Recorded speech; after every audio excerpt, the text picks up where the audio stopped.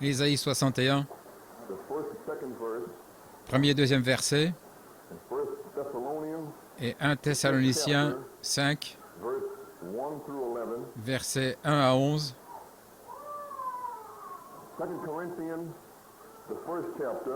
2 Corinthiens, premier chapitre, versets 3 et 4. Je lis le chapitre 61 d'Ésaïe.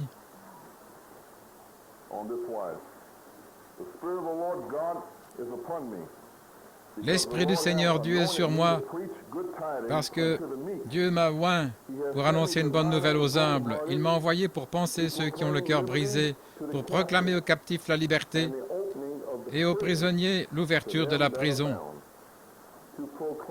pour proclamer l'année de grâce du Seigneur et le jour de la vengeance de notre Dieu, pour consoler tous ceux qui sont dans le deuil. Et 1 Thessaloniciens, chapitre 5.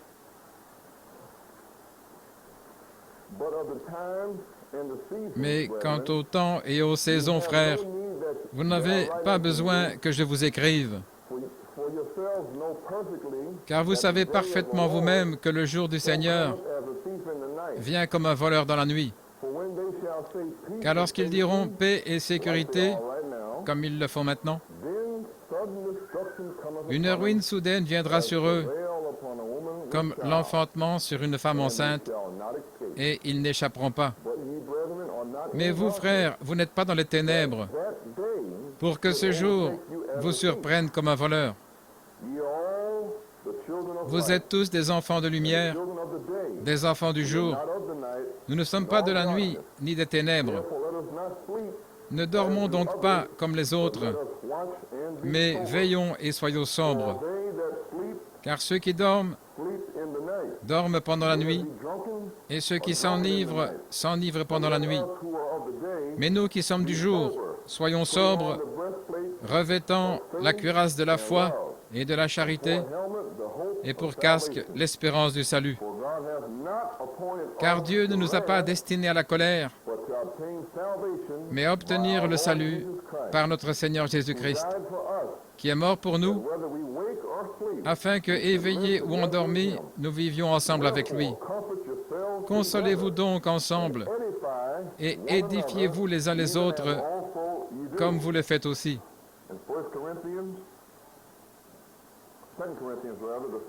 Et 2 Corinthiens, premier chapitre, le 3e verset.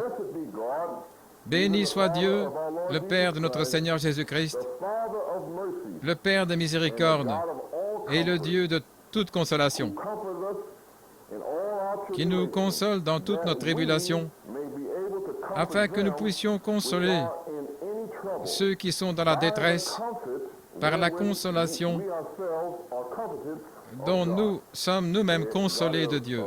Que Dieu ajoute une bénédiction à la lecture de sa parole. Nous voyons le frère Arvelo de retour et nous sommes heureux de le voir de retour et nous comprenons que sa femme est toujours là, notre frère Arvelo. Ainsi, gloire au Seigneur. Le message de ce matin, j'aimerais intituler une petite pensée, un petit titre. Le réconfort contre la peur, la consolation par opposition à la peur. Il doit y avoir de la peur, parce que la Bible l'a dit. Saint Luc 21, 25 et 26.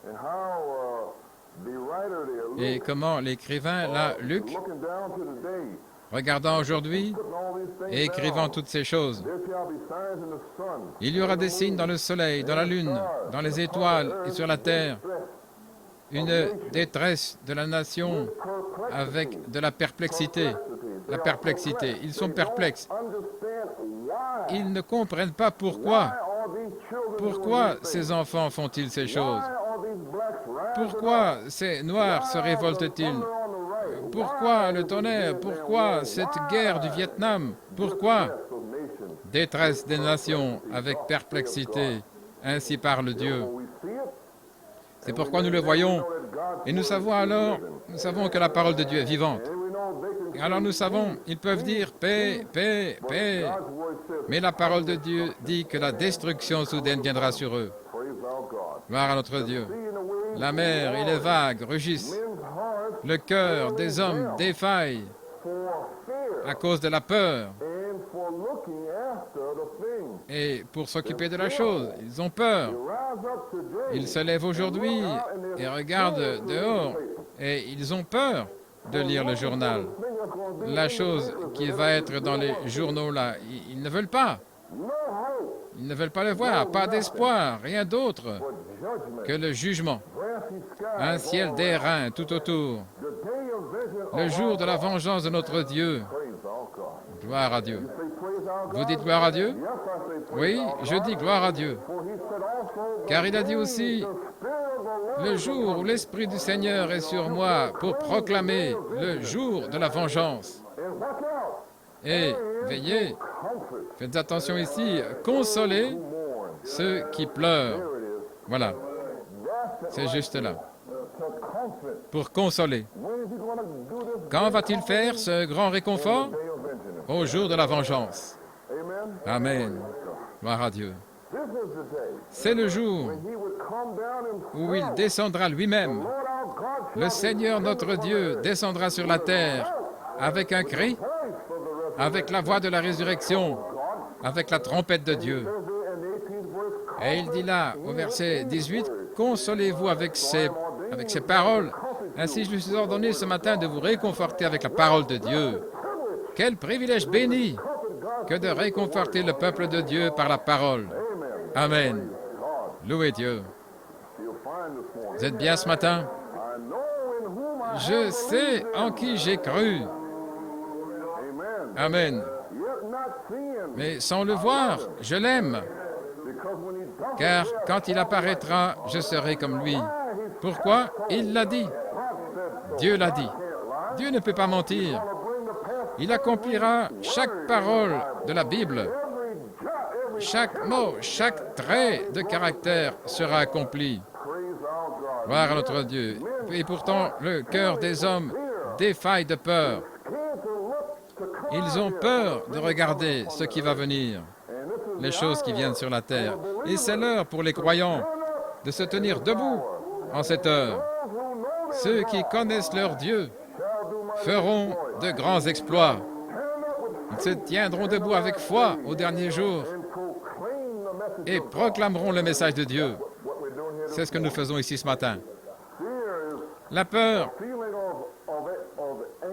est un sentiment d'anxiété et d'agitation causé par la présence ou la proximité d'un danger, la proximité du mal, la douleur, la crainte, la terreur, l'effroi, l'appréhension, c'est la peur. Bien sûr, vous savez, la crainte divine est une crainte respectueuse, une crainte, un respect de Dieu. Mais dans cela, il y a une confiance qu'il vous aime, qu'il ne vous donnera pas un scorpion, il ne vous donnera pas une pierre, qu'il ne vous jugera pas parce qu'il a été jugé pour vous. Amen. Et il vous a aimé avant la fondation du monde. Quel appel dès la fondation. Alors il voulait avoir un peuple Israël dans ce monde, mais avant la fondation du monde, il avait un peuple éternel avec lui, un peuple céleste, un peuple surnaturel. Gloire à notre Dieu. Une épouse qui marchera sur la terre ici, mais qui aura un appel céleste. Nous savons qui nous sommes ce matin, mes amis. Gloire à notre Dieu. C'est l'heure du jugement. Les signes le déclarent partout dans le monde. Nous le savons. Le monde entier est effrayé. Les signes sont partout. Juste quelques signes ce matin pour les expliquer dans le naturel, afin que l'homme naturel puisse les comprendre. Vous voyez, le prophète de Dieu nous a dit de surveiller les syndicats. Et c'était il y a plus de 10 ans. Il a dit, surveillez ces syndicats. Lorsqu'ils arrivent à un point où ils commencent à s'unir avec l'establishment, les institutions. Eh bien, nous avons cela ici même à New York. Nous l'avons vu se réaliser cette semaine. Les syndicats, ici même, les maçons, les ouvriers du verre, les métallos, tous ici même à New York City, sous le couvert du drapeau. Vous voyez? Dieu bénisse l'Amérique. Amen. Je veux savoir pourquoi ils ne vont pas à l'hôpital des vétérans. Ils ne regardent pas Life Magazine qui traîne près des poubelles. Pas un seul de ces syndicalistes ne leur rend visite à l'hôpital. Démolis, la colonne vertébrale brisée, des membres arrachés au Vietnam. Et ils sont courageux. Ils se tiennent en ville et envoient ses enfants. Allez-y les gars, pour notre gloire. Et ils gagnent 8 $ de l'heure. Ici. Et ils se battent là-bas pour leur gloire ici. Et si vous vous opposez à cela et dites, parce que cette guerre est mauvaise, ils sont prêts à vous éclater la tête parce que vous êtes contre ce qu'ils croient. Le syndicalisme. S'unir avec l'establishment. Maintenant, faites attention, j'ai quelque chose à vous lire. Vous êtes avec moi ce matin? Gloire à Dieu. Regardez, je regarde tout. Maintenant, je vais vous lire cet article. Ils vont mettre la pression économique. Vous voyez? Et en ce moment, à la Poste, cette dernière grève postale, ils voulaient cette grève pour que M. Nixon puisse avoir l'autorité. Et avec ça, ils ont maintenant la négociation collective. Négociation. Parce que la négociation signifie qu'ils auront des syndicats. Il y a 7 syndicats maintenant dans les postes, 7 d'entre eux. Ça signifie aussi que tous les employés du gouvernement seront dans un syndicat pour la première fois, ce qui était le cas dans la fonction publique. Maintenant, vous devez être dans un syndicat. Vous me suivez? On m'a dit que nous tous, hier encore, nous devons avoir des cartes d'identité avec notre photo dessus et nos numéros. C'est pour bientôt. Dans mon bureau de poste, en ce moment même, ils ont une installation IBM où il suffit d'insérer une carte et ça fait toutes sortes de choses. Ça vient maintenant, les amis. L'heure est arrivée. Je vais vous lire quelque chose. Maintenant, vous comprenez que je ne joue pas. Mais Dieu utilise des minorités défavorisées comme une circonstance d'une chaîne d'événements pour amener certaines lois. Ainsi, Dieu utilise les Noirs, les hippies, les dissidents et tous ces groupes pour s'opposer à l'establishment, afin que M. Mitchell et les autres puissent établir certaines lois. Mais maintenant, tout le temps, le diable veut cela pour l'Église. Voyez-vous? Ainsi, lorsque toutes les lois sont en place dans les choses naturelles, alors le Conseil mondial intervient et prend le contrôle de tout. Les lois sont déjà établies. J'espère que vous le voyez clairement. Et Daniel 7, je crois que c'était Daniel 8 ou Daniel quelque part, il est dit que cet homme au visage féroce détruirait par la paix, merveilleux, par la paix, et il ferait prospérer tout métier dans sa main. Tout métier. Maintenant, que sont ces syndicats ici? Vous savez qu'ils sont catholiques. Mini et Reuters et tout le reste. Vous savez ce qu'il y a ici, juste pour l'expliquer, pour vous le faire comprendre. Bay Ridge, Ridgewood, Yorkville, vous comprenez ce que je dis? Hein? Catholique. J'espère que vous comprenez. Le puissant païen ici à New York s'en prend à tous ceux qui ne veulent pas s'y joindre. Donc ici, Dieu utilise, c'est le signe des temps maintenant, parce que je vais vous le lire. Dans ces syndicats, il y a un petit groupe de Noirs qui s'y trouvent. Maintenant, écoutez ce qui se passe dans le Post du 21 mai. Les travailleurs noirs qui ont participé au rallye des travailleurs de la construction ont indiqué qu'ils étaient venus parce que des pressions économiques avaient été exercées sur eux pour qu'ils viennent. Vous y voilà, vous voyez? Une trentaine d'hommes noirs défilant avec le syndicat des verriers, local 206, se sont démarqués des Blancs lors du rassemblement de l'Hôtel de Ville hier. Mais beaucoup d'entre eux ont dit qu'ils étaient venus pour être présents, ils étaient venus au rassemblement, sinon ils ne seraient pas payés pour une journée complète. Je ne pouvais même pas aller au travail et travailler. Je devais aller là-bas pour que Dieu bénisse l'Amérique, pour ce qu'ils voulaient, voyez. L'un d'entre eux, William Roberts, s'est tenu à l'écart alors que le local 206 se rassemblait à la rue Warren. Le syndicat a dit que nous devions venir ici pour signer, sinon nous ne serons pas payés. Il a répondu, j'ai signé, mais je ne fais pas partie de la manifestation, ça c'est sûr. Le seul endroit où je marche, c'est chez moi.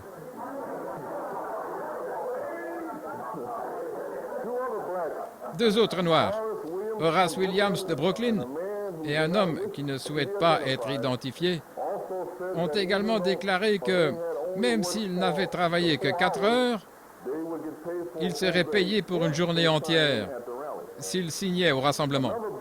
Un autre Noir, le délégué syndical de Blind Fat Industry à Brooklyn, a déclaré que ces hommes avaient été informés que s'ils signaient lors de la manifestation, ils seraient payés pour une journée entière.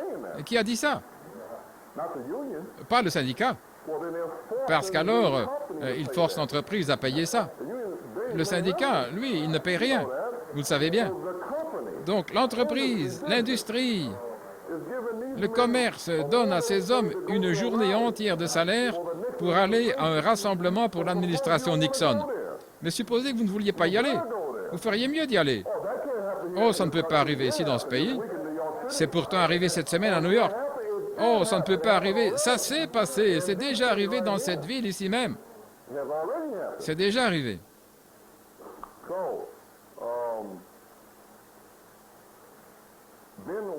Alors, la femme du président de la section 206, qui compte environ 1000 membres à New York, a dit que la signature n'était qu'une formalité.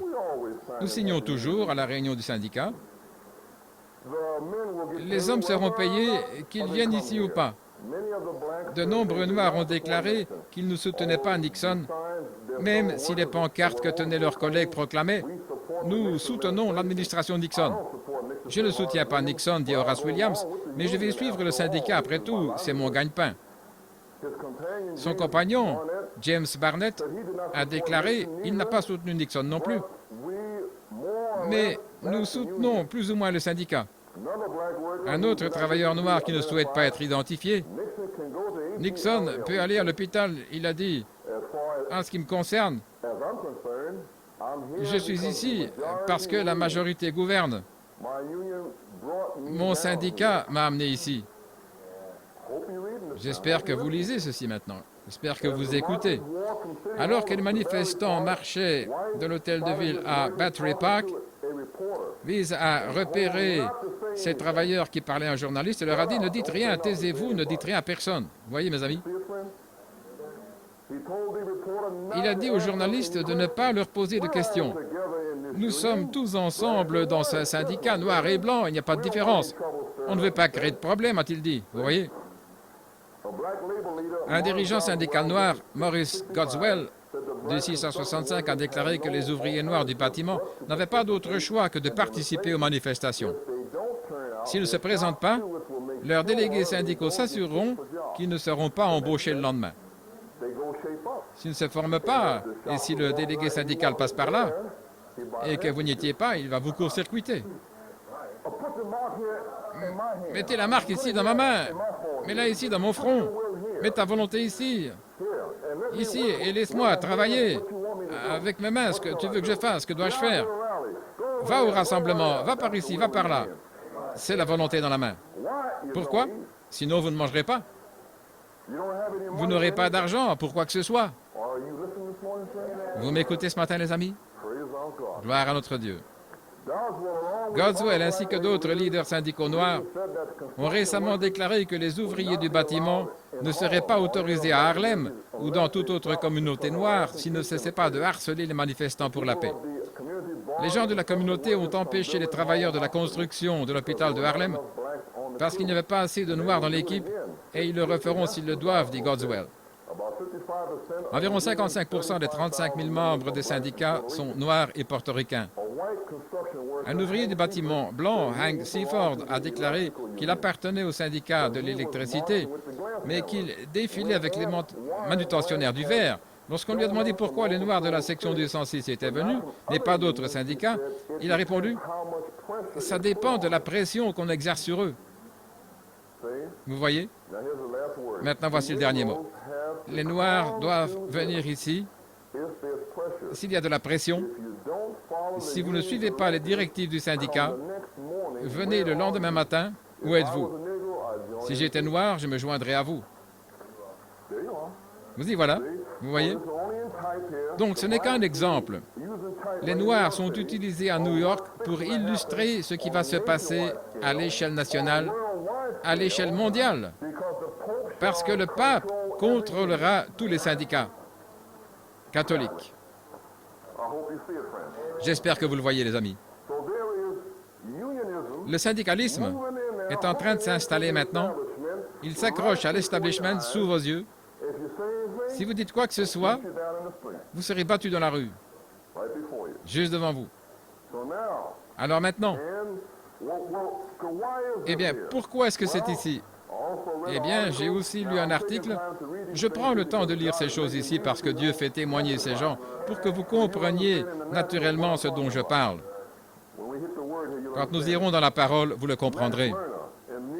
Max Lerner dans le New York Post, voici ce qu'il dit. Démons et aussi humains, c'est son article. Demons and Humans. Et ils parlent tous de ce qui se passe. Pourquoi? Alors il dit, est-ce que l'Amérique est devenue ingouvernable? Pas encore. Mais si nous continuons, nous y arriverons. Que se passe-t-il?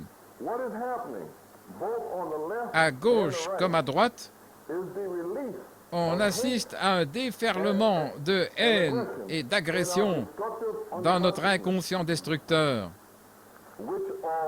qui sont toujours présentes en chacun de nous, mais qui sont normalement retenues,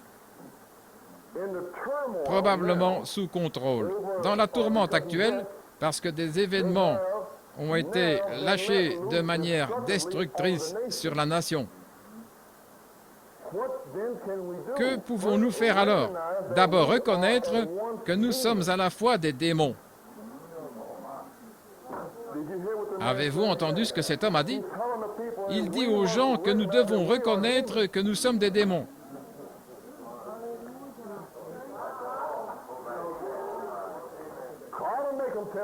Dieu les fera témoigner.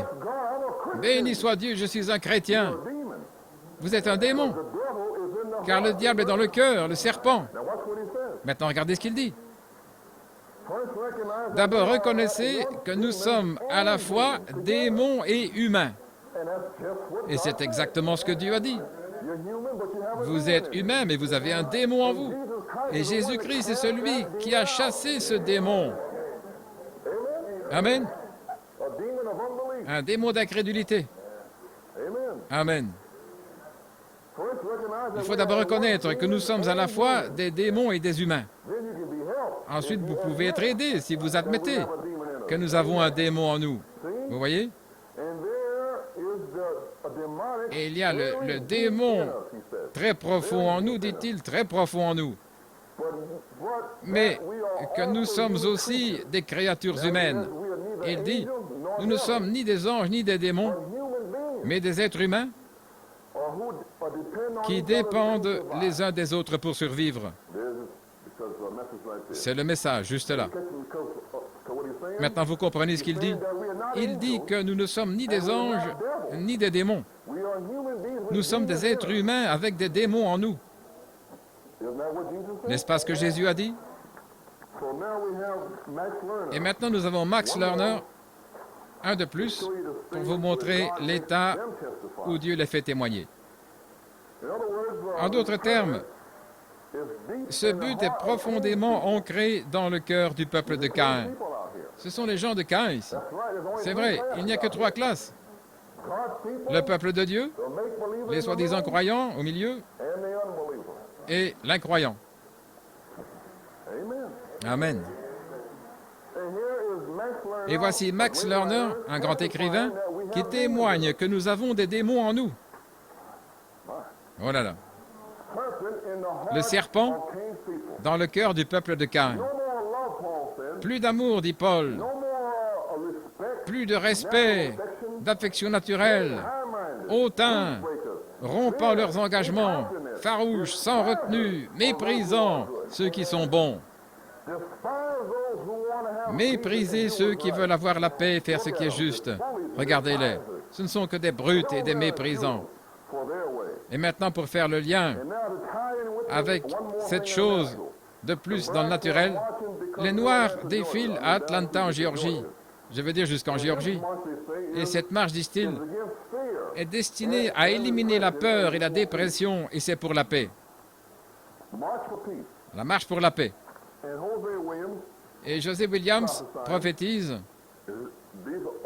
et ce sont ses mots, c'est notre tentative de racheter l'Amérique pour voir si la démocratie peut fonctionner ou si Rap Brown a raison et qu'elle doit être brûlée pour qu'une nouvelle nation puisse naître.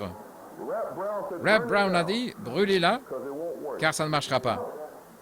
Rap Brown a dit, brûlez-la pour qu'une nouvelle nation puisse naître. Le faux un, Rap Brown, prophétise contre ce pays. Et José Williams a dit, nous avons ce dernier mois de mars pour voir si elle peut être rachetée. Le prophète de Dieu a dit qu'elle ne pouvait pas être rachetée. Il l'a maudite en 1956. Elle est en route.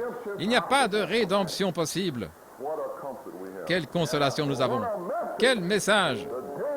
Le jour de la vengeance de notre Dieu. Il détruit tous les murs, démolit Satan. Ils disent paix, paix, paix.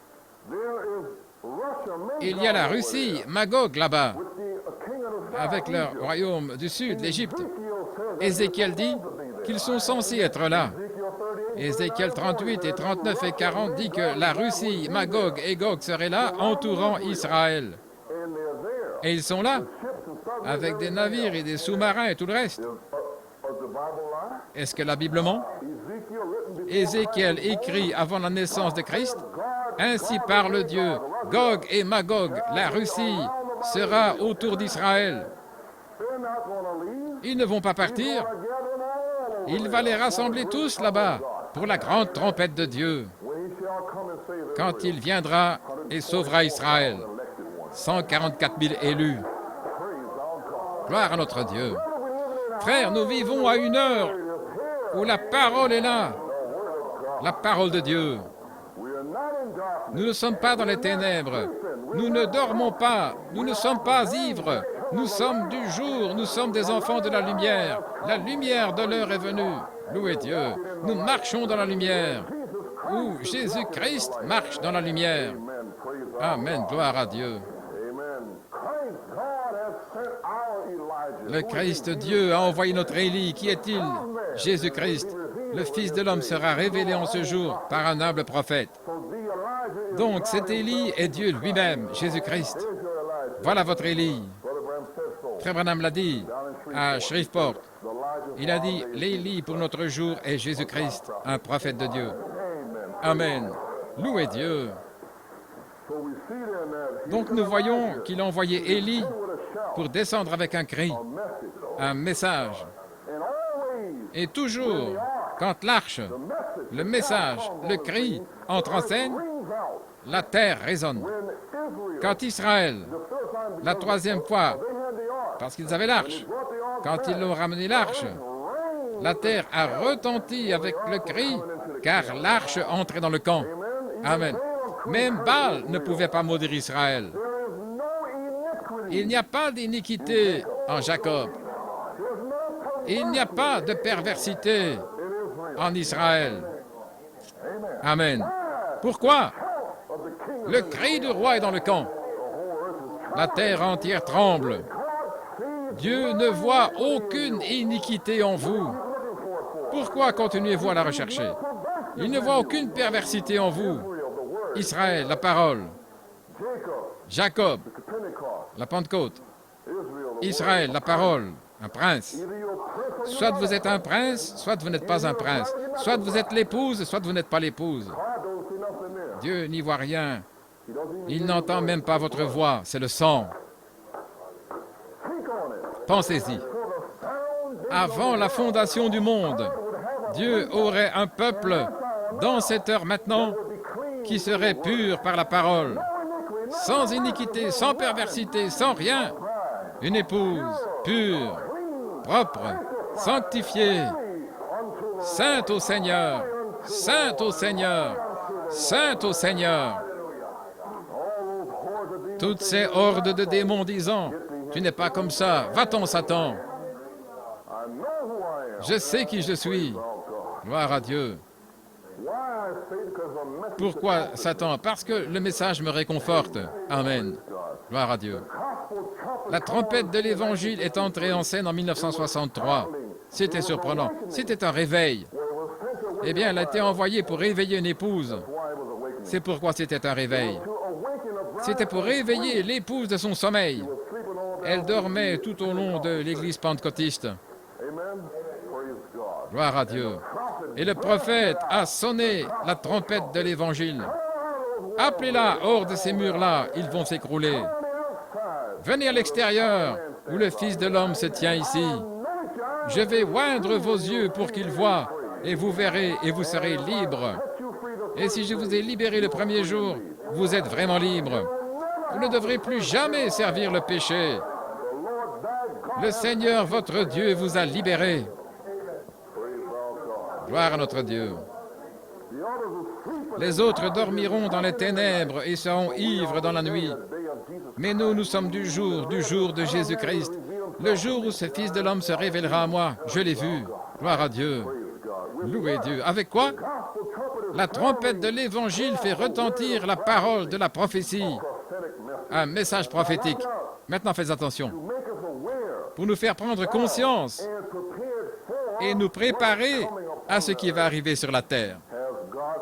Est-ce que Dieu nous a préparés à cela ces 7 dernières années?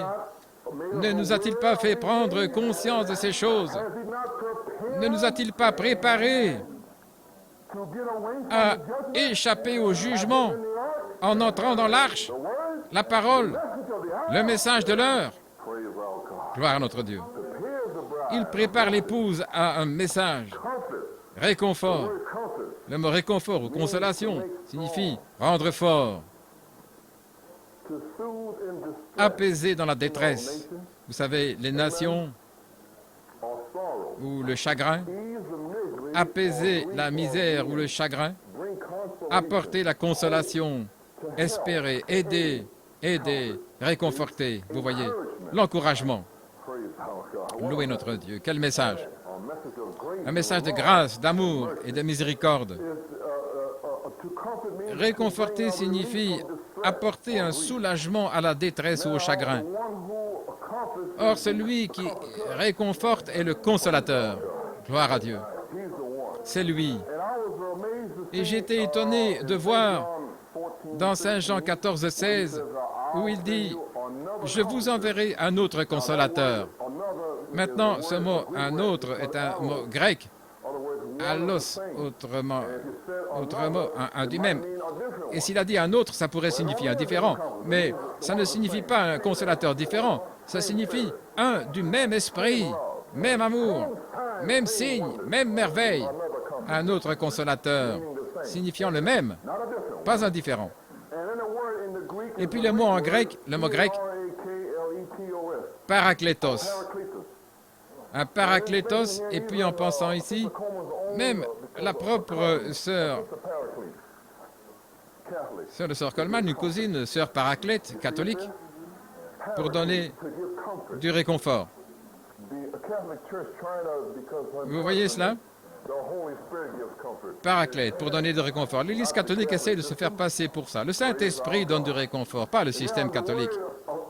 Et maintenant, le mot paraclète signifie appeler à côté de quelqu'un, appeler à l'aide de quelqu'un.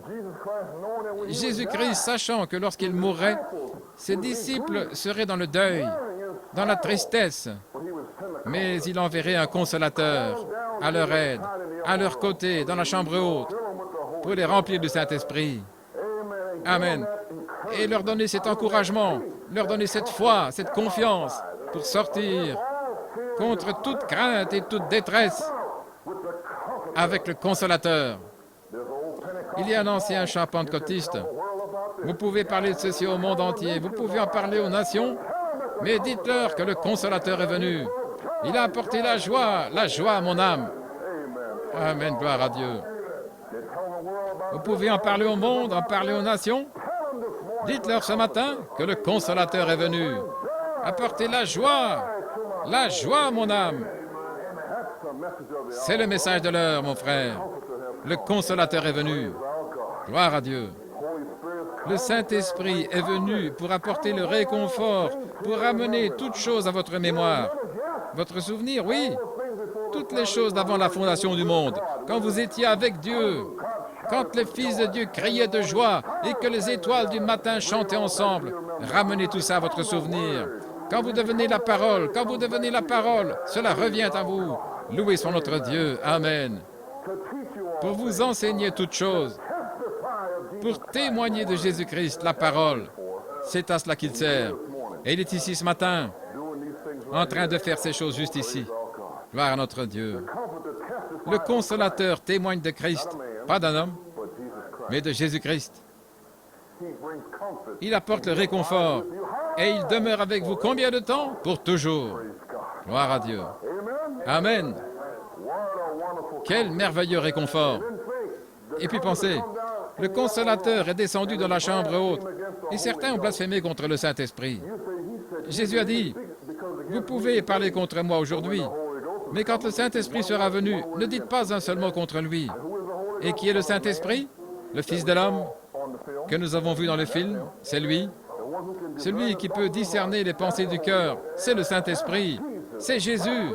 C'est la rose de Saron, le lys de la vallée. C'est lui, le prince des princes, le roi des rois, le seigneur des seigneurs.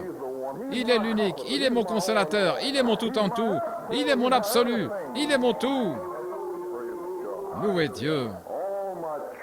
Oh, ma confiance n'est pas en Nixon et Mitchell et ces gars-là. Elle est dans la parole, l'arche. Pas dans votre église. Êtes-vous baptiste ce matin? Êtes-vous méthodiste ce matin? Êtes-vous dans une dénomination? Peu importe, il n'y a pas de consolateur là. C'est fait par l'homme. Voici le consolateur, la parole de Dieu. Démolissez ces murs. Venez à Christ. Repentez-vous et soyez baptisés au nom de Jésus-Christ. Il est le consolateur et le consolateur viendra. Gloire à notre Dieu. La promesse est pour vous et vos enfants, autant qu'il appellera au nom de notre Seigneur, votre Dieu. Il appelle toujours. Je vous le prouverai ce matin. Il appelle encore. Amen. Il vous rappelle des choses qui témoignent de Jésus-Christ. Mais remarquez, il est là depuis la Pentecôte. Mais de nos jours, il est descendu dans la plénitude. Voilà la différence. Il revient maintenant. Pourquoi? Parce qu'il a dit que l'Esprit du Seigneur est sur moi. Luc 4. Alors, quand le Christ est venu pour la première fois, Jésus-Christ lui-même, quand il est venu, il s'est levé et le prêtre lui a remis les Écritures et il a lu dans Isaïe 61, « L'Esprit du Seigneur est sur moi pour apporter la bonne nouvelle, et ainsi de suite. » Et il s'est arrêté juste là, juste au milieu de l'Écriture. Il s'est arrêté parce qu'il apportait l'année de grâce. Depuis le jour de la Pentecôte, c'est l'année de l'acceptation, la grâce. Mais il dit aussi, et le jour de vengeance, le jugement. Et à ce moment-là, pour consoler tous ceux qui pleurent. Gloire à Dieu. Ainsi donc, c'est unique, Jésus-Christ, qui a marché sur cette terre en chair et en os, et qui a prêché l'année de l'acceptation, et qui a été prêché par lui et ses disciples jusqu'ici, celui-là même est descendu avec un cri pour apporter le jugement, mais en même temps pour apporter le réconfort dans la plénitude. C'est ce qui s'est passé ici et maintenant. Le comprenez-vous, les amis? Gloire à Dieu. Il est venu pour réconforter ceux qui pleurent. Maintenant, le message de Noé, je vais vous le lire. J'ai un peu de temps ici, je ne veux pas rester trop longtemps. Vous êtes avec moi? Gloire à Dieu.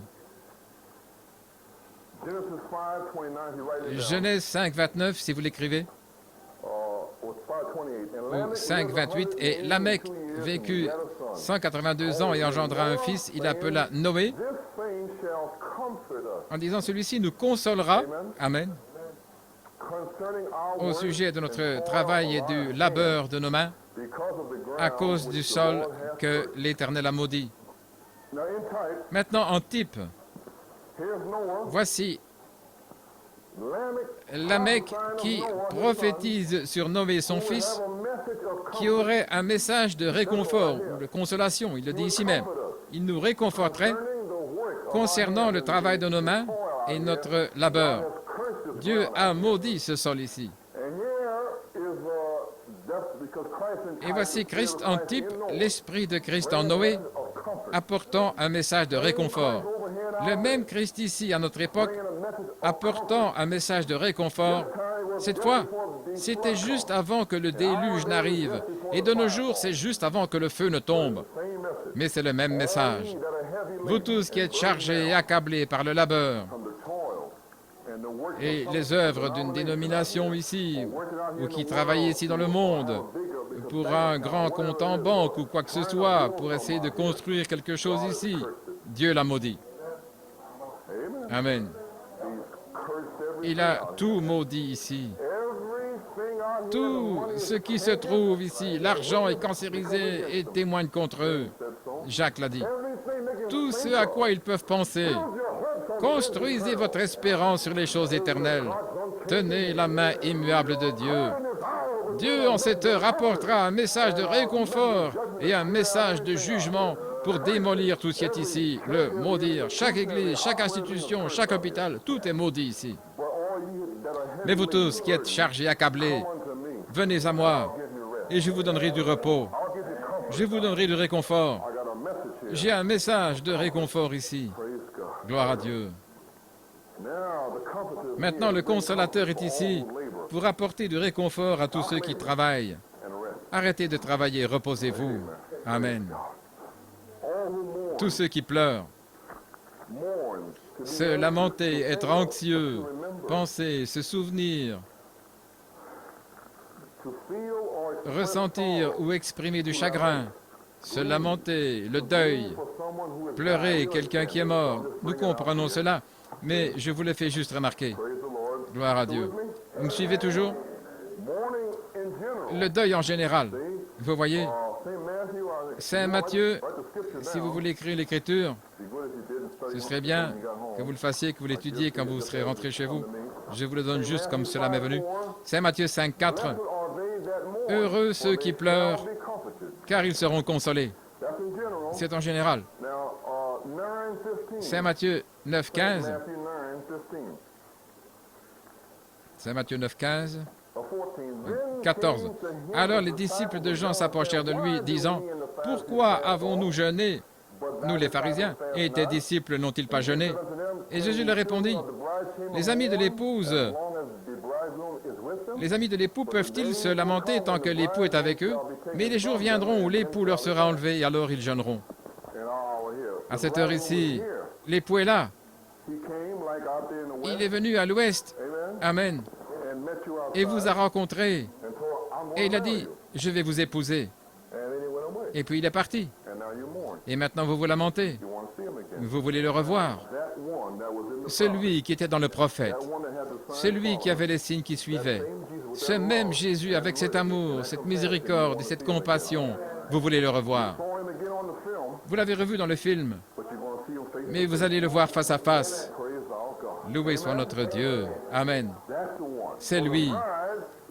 Ainsi l'épouse est en deuil de son époux. Elle l'attend. Loué soit notre Dieu. Et elle est aussi en deuil de la tristesse à cause du péché, de l'avoir toléré.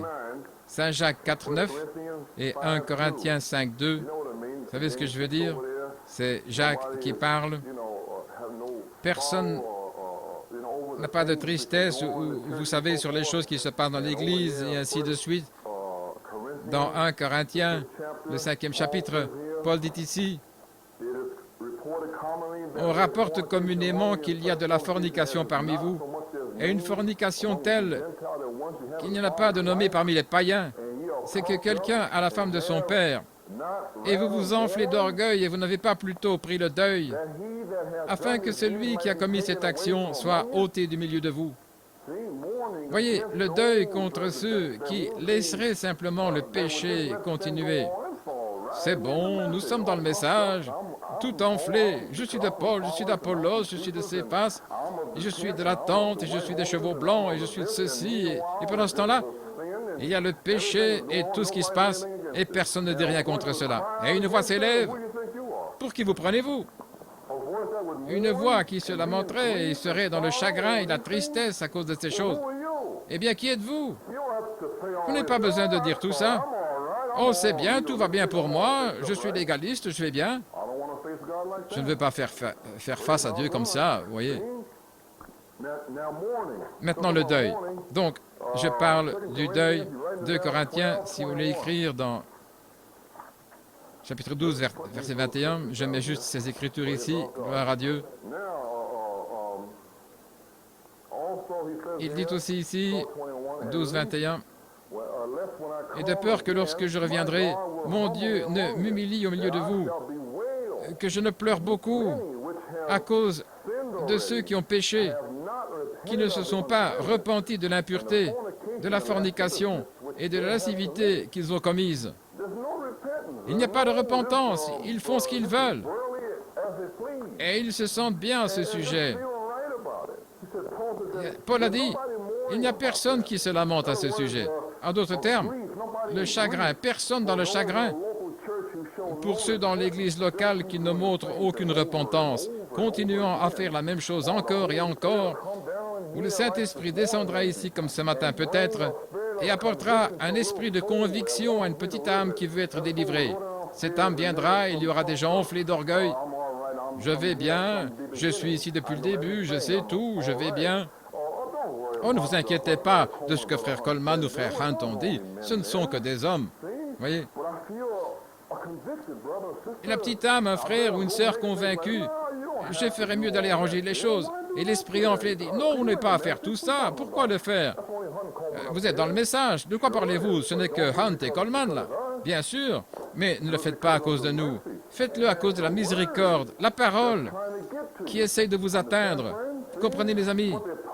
Mais ils sont gonflés à bloc et ils pensent qu'ils vont bien. Voyez, il n'y a pas de deuil. Et Dieu ce matin essaye d'atteindre ceux qui gémissent pour pouvoir les consoler. Gloire à Dieu. Vous voyez, Paul dit, soyez dans le deuil. Et presque personne dans le pays ne le fait, vous voyez. Gloire à Dieu. Vous voyez. Alors maintenant, il y a plusieurs types de deuil. Et Dieu avertit son peuple. Un grand appel et rassemblement. Un appel à la miséricorde avant un appel au jugement.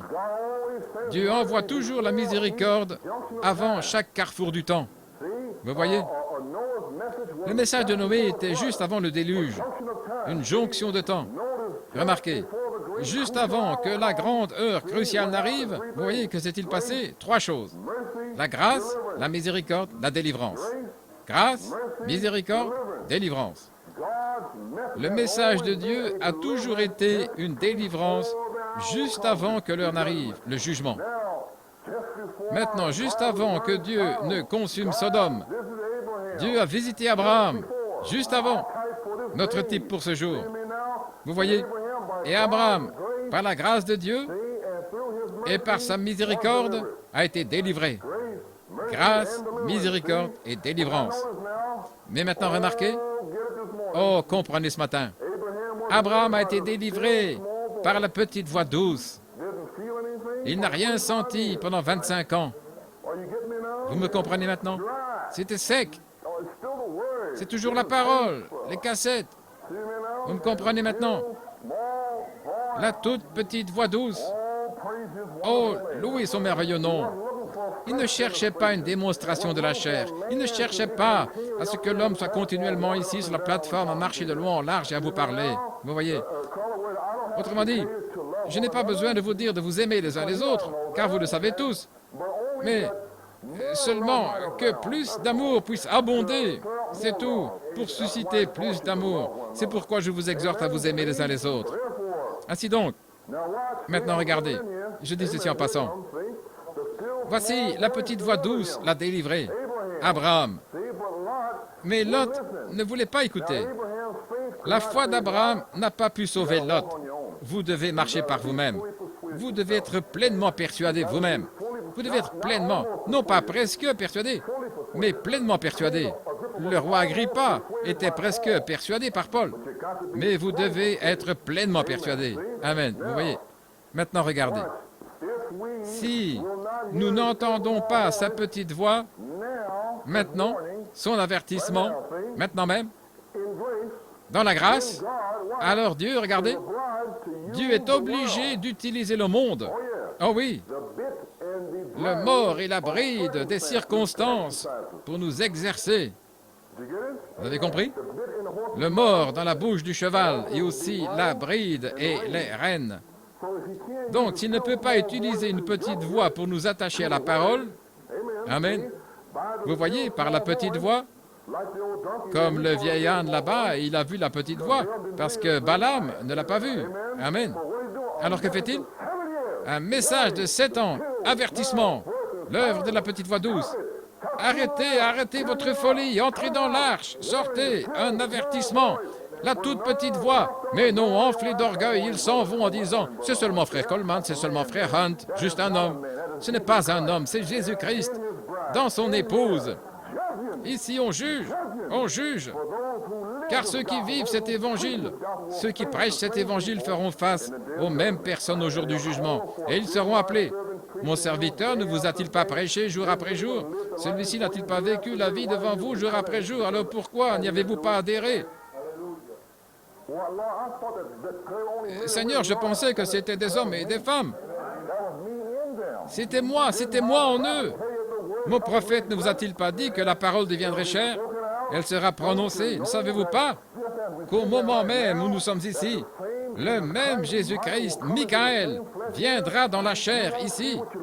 Vous ne verrez pas ce que vous cherchez. Ce sera la même chose que maintenant. Toujours les mêmes qui pensent toujours que c'est le même homme et la même femme. Mais ce sera Jésus-Christ sur la terre dans son épouse. Dieu l'a dit. Et c'est comme ça que ce sera. Et ils sont aveugles, ils regardent la chair. Alors que nous devrions écouter la petite voix tranquille de Dieu. Et elle crie ce matin. Écoutez la parole de Dieu. Gloire à Dieu. Non, c'est très bien, vous n'avez pas besoin d'écouter toutes ces choses qui ne sont que des paroles d'hommes. C'est Jésus-Christ, je parle ces paroles ici, je proclame la parole de Dieu. Ce n'est pas moi, c'est Jésus-Christ. Ce n'est pas moi. Ils disent ce n'est que lui, c'est seulement lui. C'est Jésus-Christ en forme de parole, parlant par des lèvres humaines. La parole. Amen. Gloire à Dieu. Donc, si je ne peux pas vous attacher à la parole, il ne me reste qu'une alternative. Je dois vous attraper, mais je dois utiliser le monde pour vous avoir. Je dois permettre des circonstances, la peur, les émeutes, la destruction et le feu et toutes ces choses qui surgissent sur la terre. Et vous serez là-dedans. Et ensuite, vous devrez mourir pour en sortir. Alors que voulez-vous? Sortez ce matin. Que voulez-vous? Voulez-vous continuer à ne pas vous repentir? Ou voulez-vous entendre la petite voix douce ce matin et vous repentir? Vous voyez? Très bien. Amen. Par conséquent, l'épouse reçoit ceci, la petite voix douce, au cours de ces dernières années maintenant. Et je vais vous montrer pourquoi ce matin. Maintenant, Lot. Lot est parti en premier. Dans Genèse 14, un frère séparé avec 318 serviteurs. Abraham est descendu et l'a fait sortir. Un frère séparé. Eh bien, je peux rester ici à Sodome. J'ai reçu le message. Non, vous vous séparez. Parce que seul un frère séparé peut aller sauver un frère tombé. Pas celui qui est en bas là avec lui. Mais quelqu'un de l'extérieur qui vit la vie. et qui descendra pour le récupérer. Mais ensuite, après que Lot soit sorti de la Odyssée, il a dit, eh bien, le Seigneur n'est pas encore venu. 65, 66, eh bien, je ne vois rien. Eh bien, frère Hunt et frère Coleman et eux, ces gars-là sont encore là, je ne vois rien. Alors, graduellement, petit à petit, je redescends. Voyez, peu à peu, un juge est descendu là à la porte. Qui a reçu le message? C'est le message ici. Il n'y a pas de famille là en bas. Et qu'est-ce que votre famille? Et qu'est-ce qu'un pécheur sait de la parole de Dieu? Comment allez-vous vous approcher d'un pécheur et lui dire, regarde ce que dit la Bible? Qu'est-ce qu'il sait de ce Lot qui jugeait à la porte? Les gens apportent ce message à l'extérieur, vers les pécheurs, et les examinent par la parole. Ce n'est pas pour eux, c'est le pain des enfants. C'est pour ceux qui sont dans l'arche, pas dehors. Mais Seigneur Dieu, prions qu'il trouve la miséricorde. Seigneur, puis-je vivre devant ces gens? Mon mari, ma femme, ma famille, mes amis, puis-je vivre devant eux une telle vie si salée qu'ils viendront et voudront la savourer? C'est ce que Dieu veut. Pas avec les cassettes, les écritures et les brochures, aller vers ce pécheur et ainsi de suite, jugeant là-bas comme l'autre. Non, monsieur.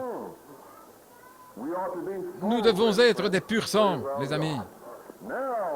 Maintenant donc, si Dieu ne peut pas vous faire sortir par la petite voie douce comme ce matin, vous devrez aller au jugement. Et alors il utilisera les circonstances du monde. Il a toujours fait. Pour finalement faire naître la peur. Et quand ils verront enfin que nous approchons de la tribulation, oh mon Dieu! Trop tard. Criez maintenant et pleurez. Pleurez maintenant contre la chose qui est prêchée. Certains pensent que c'est drôle. Aidez-nous frères, aidez-nous sœurs. Ah, cela se passe en ce moment même. Ici même. Ici, dans l'église locale. Vous savez que c'est la vérité. C'est ce qui se passe ce matin. Il y en a ceux qui sont assis ici en ce moment. Ce que je vais faire en sortant d'ici, je te verrai plus tard. Ils sont partis. Mais je dois le proclamer. Je vais me tenir avec William Branham. Je vais me tenir avec Paul, Irénée, Polycarpe, Pierre, Jacques et Jean. Tous ceux qui l'ont proclamé. Pourquoi? Pour ces eaux du jugement. La voie, les eaux, afin qu'ils puissent être jugés là. Dans cette ville ici, je vais me tenir ici. Je vais prêcher contre les vêtements impies pour les femmes. Envoyez cette chose en enfer, c'est vrai. Dites-leur de s'aligner sur la parole. Je vais fustiger les femmes qui ne veulent pas être soumises à leur mari. Fustigez cela. Les frères, aimez vos frères. Fustigez cette chose. Je vois ces frères qui disent à leurs femmes, viens ici, fustigez ça. Ayez de l'amour en vous, mon frère, et vous obtiendrez du respect. Les femmes là-bas, dans un certain endroit, il y a plusieurs années, les épouses, les grands ministres, et ainsi de suite, elles priaient. Elles devaient sortir les ordures. Elles ne pouvaient même pas aller acheter un Coca-Cola. Ces gars dans le message là, dans le sud. Et les femmes priaient, Seigneur, fais-nous sortir d'ici. Et ces gars-là qui se promènent comme des coqs fiers et tout. Je suis dans le message, béni soit Dieu, je suis un homme. Vous voyez? Et ils aiment prendre mariage et divorce et le montrer à leur femme la première fois qu'elle l'entend. Ils aiment ça, de grands gaillards, vous voyez. Où est l'amour de Jésus-Christ que vous avez vu dans le film là? Si doux, il embrasse le petit enfant et la femme. C'est Jésus. C'est ainsi que nous voulons être comme Jésus. Pas un gros coq qui marche de long en large, mais un agneau, une colombe. Et ensuite, vous verrez une femme qui aimera son mari, le respectera. Vous verrez Jésus-Christ dans cet homme. Gloire à notre Dieu. Vous voyez? Entrez dans l'arche. Venez ce matin dans l'arche. Amen. Que s'est-il passé? Parce que Lot ne voulait pas sortir, les frères séparés proclamant la parole pendant 7 ans, des frères dans tous les pays, la proclamant pour tous, la même chose pendant 7 ans, parce qu'ils ne voulaient pas y adhérer. Dieu, par une intervention divine directe, a dû descendre lui-même à Sodome, ce troisième pôle. Mais mon frère, je ne veux pas attendre ça. Je veux venir maintenant. Je ne veux pas attendre que Dieu descende dans l'assemblée et dire « John Jones, tu as fait ceci et cela la nuit dernière. » Je ne veux pas attendre cela. Je ne veux pas. Quand il viendra ici, être dévoilé, trouvé nu, je n'ai pas honte. Je n'ai pas honte de sa venue. Gloire à Dieu. Pourquoi? Car le sang m'a couvert.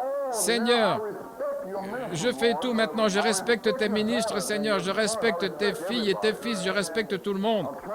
J'essaie et je donne l'honneur à qui l'honneur est dû. J'essaie de tout faire correctement. Je ne vais pas, Seigneur, parler contre les ministères et ainsi de suite. Je ne parle pas contre ma sœur et aussi mes frères. Je donne l'honneur à qui l'honneur est dû. Non, Seigneur, j'ai la crainte de ce message. Seigneur, parce que je sais que le monde entier est à sa fin. Mais je te remercie, Seigneur, de m'avoir appelé. Je te remercie, Seigneur, de m'avoir fait sortir. Je te remercie, Seigneur, de m'avoir donné une chance d'entendre un de tes oracles. C'est pour cela que je te remercie, Seigneur. Je remercie Dieu d'être venu à moi en cette dernière heure. Et pourtant, ils sont assis là, pleins d'audace, marchant de long en large dans l'assemblée, tout comme le diable. Ils se promènent dans les cieux parmi les fils de Dieu, et les fils de Dieu sont ici ce matin, et ce diable se promène partout, dans des corps de femmes aussi. Qui est le diable? L'incrédulité. Ce n'est qu'un homme. Qu'est-ce que c'est, vous voyez? Vous voyez, ce diable légaliste et tout le reste. Sortez maintenant de Sodome et venez dans l'arche. N'attendez pas les circonstances ou les événements, parce que M. Nixon et M. Mitchell et M. le pape vont les amener, frère. Et les syndicats. N'attendez pas ces événements, ces circonstances, pour finalement crier et le voir alors. Sortez maintenant. C'est peut-être la dernière année, comme nous allons vous le prouver ce matin. Ne soyez pas endormis et ivres. Réveillez-vous au message de cette tonnerre. Gloire à Dieu. Il a fallu un tonnerre pour nous réveiller. Le tonnerre de Dieu. Louez Dieu. N'est-ce pas quelque chose? Une église tellement endormie que Dieu a dû envoyer un tonnerre pour la réveiller. Allez les chercher. Réveillez-les. Gloire à Dieu. Et quelqu'un va être réveillé. Donc les 7 tonnerres de Dieu nous réveillent et nous préparent pour la grande heure. Amen. Ne soyez pas comme Saül et Israël. Ils ne se sont pas réveillés avec les paroles de Samuel. Saül a dit, eh bien, Samuel a dit, coupe la tête du roi Agag, tue-le. Saül a dit, tu sais bien qu'il ne le pensait pas vraiment. Il le pensait vraiment. Il pensait chaque mot. Mais Saül et Israël n'ont pas voulu faire ça. Ils ont gardé le meilleur pour eux. Vous savez. Et il y avait le roi Agag, le type de la chair, l'œil, là, dans la chair. Et Samuel a dit, qu'est-ce que j'entends? Samuel a pris la parole, l'épée, et a coupé le roi Agag, la chair, en morceaux. Est-ce bien ça? C'est ce qu'il était. Le roi Agag, c'est votre chair. Et Saül et Israël ont gardé le meilleur. Mais le prophète lui a coupé la tête. Il a découpé cette chair en lamelles. Vous savez ce que c'était? C'était l'amour. L'amour et la crainte de Dieu. Voilà ce que c'était. Maintenant, soyons exercés ce matin à chaque parole par le joug de la petite voix douce. C'est une course, mes amis. Nous sommes dans une course. Et nous devons être les chevaux de guerre spirituels de Dieu sur la terre. Mais nous avons un cavalier. Amen. Jésus-Christ. Il connaît chaque trou, chaque virage. Il connaît tous les endroits faciles. Il connaît tous les endroits difficiles. Laissez-le vous chevaucher. Ne dites pas « Eh !» Laissez-le. Amen. Chevauchez jusqu'à l'arrivée pour gagner le prix. Ne le brusquez pas, la parole. Vous voyez ce que je veux dire? Béni soit Dieu, je n'ai pas à faire ceci. C'est une promenade en douceur, amen. Vous avez un jockey, Jésus-Christ. Il sait juste quand tirer les rênes. Tourne ici, il tire là, tourne là. Et il sait quand il faut frapper dans le dos. Clac. Amen. Comme ce matin. Lève-toi, mon garçon. Lève-toi, tu es à la traîne. Amen. Il sait quand prendre le bâton et le frapper dans le dos. Dans le dos, bien ça? Est-ce correct? Donnez-lui un bon coup. Il tombe en arrière. Ne tombez pas en arrière, levez-vous. Et continuez. Gloire à Dieu. Nous avons un cavalier, Jésus-Christ. Maintenant, recevez-le ce matin dans l'amour. Parce que je prêche cela dans l'amour ce matin. Parce que je regarde ici et je vois les syndicats et je vois toutes ces choses et je dis, oh Dieu, que puis-je dire ce matin? Seigneur, utilise le bâton de la miséricorde pour les mettre au pas. Donc nous voyons la grâce de Dieu, la miséricorde et la délivrance. Maintenant, remarquez pour finir, l'ange a dit, je ne peux rien faire jusqu'à ce que tu sois entré. C'est bien ça? Il a dit à Noé et à sa famille, je ne peux pas apporter le déluge jusqu'à ce que vous entriez dans l'arche. Amen. Je ne peux pas laisser tomber le feu jusqu'à ce que Lot sorte de Sodome. Abraham est déjà sorti. Et ce matin, je ne peux pas laisser tomber les feux du jugement jusqu'à ce que la dernière semence de Dieu prédestinée quelque part dans le monde soit entrée dans l'arche. Gloire à Dieu. C'est pourquoi nous sommes encore ici ce matin. Loué soit Dieu. Les signes sont partout. En conclusion. Et qu'est-ce que l'arche? Chaque parole. Aimez votre frère. C'est l'arche. C'est pourquoi nous avons prêché la semaine dernière. Et certains disent, vous n'avez pas à faire tout ça, vous voyez. Ils ne sont pas encore dans l'arche. Ils essaient de chevaucher sans le cavalier. Vous voyez? Laissez le cavalier chevaucher. Les signes étaient partout. Vous voyez? Le film, le Fils de l'homme. La profondeur appelle la profondeur. C'est le Fils de l'homme. C'est un signe. Pourquoi, en 1970, le film a été retenu pendant 16 ans pour sortir cette année? Pourquoi l'arche de Noé devrait-il aller la chercher maintenant? Ils l'ont cherchée, je veux dire, mais pourquoi cette année devrait-elle être l'année où ils espèrent la trouver? Il y a 2 ou 3 équipes différentes qui vont là. Pourquoi? Vous croyez que c'est une coïncidence? Ce n'est pas une coïncidence. Il y a quelque chose à propos de 1970. Quelque chose à propos du 7 mars 1970. Vous savez, le soleil, la lune là-haut, l'éclipse totale, et ainsi de suite. Il y a quelque chose à propos de ça. Il y a quelque chose à propos d'Apollo 13 et toutes ces choses-là. Pas de coïncidence. Et maintenant, voilà. Il y a quelque chose à propos de ce que je suis en train de dire. Regardez. Cette année, est-ce l'année où le dernier élu reconnaîtra sa position, qui est censé être dans l'arche et non dans une dénomination quelconque? Est-ce l'année où la dernière semence de Dieu élue entrera dans l'arche? Vous voyez? Eh bien, petit témoignage sur Noé pour terminer. La grâce. Pouvez-vous ouvrir vos Bibles à Genèse 7? Je veux que vous voyez ceci. J'étais en train de me réjouir la nuit dernière. J'ai dû faire les 100 pas. Sir Coleman pensait que j'étais bouleversé ou quelque chose comme ça. J'ai marché près d'elle 3 fois avant même que je dise quoi que ce soit. Je devais marcher, juste marcher. Gloire à Dieu. Vous devez marcher parfois, parce que c'est si merveilleux. Amen. Genèse 7. Gloire à son merveilleux nom. Maintenant que chaque cavalier, chaque cheval se met au pas ce matin. Gloire à Dieu. Alors maintenant, nous remarquons un petit témoignage sur Noé. Genèse 7, 1.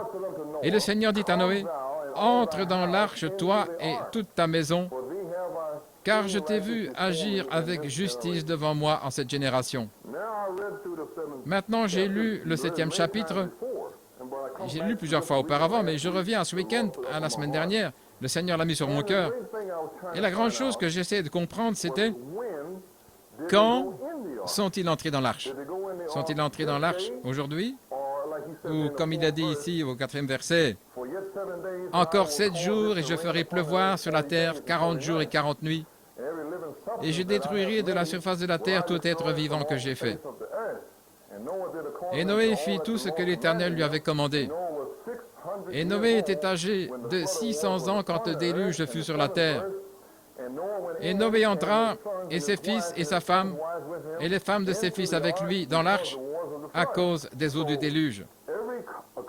Alors tous les commentaires que j'ai lus cette semaine en essayant de trouver, ils disent tous qu'il est entré ce jour-là, et ensuite ils sont restés dans l'arche pendant 7 jours. Vous voyez ce que je veux dire? Ils ont entendu la pluie. C'était un temps de silence, vous voyez. Mais d'une certaine façon, quand je lis ici au verset 11, la 600e année de la vie de Noé, au 2e mois, le 17e jour du mois, en ce même jour, toutes les sources de l'abîme se rompirent, et les fenêtres des cieux s'ouvrirent, et la pluie tomba sur la terre 40 jours et 40 nuits. Et ce même jour, Noé entra, Sem, Cam et Japheth, les fils de Noé et la femme de Noé et les 3 femmes de ses fils, dans l'arche. J'ai dit, attendez une minute. Il est dit que c'est le même jour que le 17. Et ici, au 7e verset, il est dit dans le 7e verset qu'ils sont entrés dans l'arche à ce moment-là. Ou du moins, c'est ce qu'il semble. J'ai donc fait les allers-retours en essayant de comprendre. J'ai dit, maintenant sont-ils entrés le premier jour ou le 7e jour? C'est très important. S'ils sont entrés le premier jour, il n'y aurait pas besoin d'être ici maintenant. Amen. C'est un peu calme ici. Gloire à Dieu. Très bien. Ainsi, Noé savait que c'était les 7 derniers jours. Alors maintenant, remarquez ici, dans le premier verset, la grâce de Dieu à Noé. Entre toi et toute ta maison dans l'arche. C'était sa grâce. Et ensuite, il l'a étendue sur 7 jours, la miséricorde. Vous me lisez, les amis? Puis le 17e jour, il a donné du réconfort dans l'arche. Alléluia. Alors je regardais encore et encore, et je me suis souvenu que frère Kurt lisait Les ailes d'une colombe. Et il me l'a montré il y a environ 3 ou 4 mois. Il dit, frère Coleman, il y a quelque chose de drôle à propos de frère Branham, le 17 mai. Il dit qu'ils sont allés dans l'arche le 17 mai. J'ai dit oui, nous en avons parlé, et c'est resté dans un coin de ma tête. Je me demandais ce que ça signifiait. Et puis hier soir, j'essaie de réfléchir, j'ai dit, Seigneur, il doit y avoir une raison pour laquelle il est entré dans cette arche. Et puis je me suis souvenu de frère Kurt sur les ailes d'une colombe, et c'était là, le 17 mai. Noé est entré dans l'arche.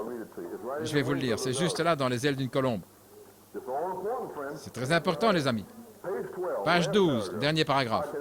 Je peux imaginer ce qui s'est passé à cette époque, ce qu'ils ont dit à propos de ce vieil homme sur la colline, un vieux fanatique construisant une arche et disant qu'il va pleuvoir, et il n'a jamais plu. Noé a dit, il va pleuvoir de toute façon. Et le jour où il est entré dans l'arche, le 17e jour de mai, Dieu a fermé la porte. Alors, ce que je peux dire ce matin, quand Dieu a-t-il fermé la porte?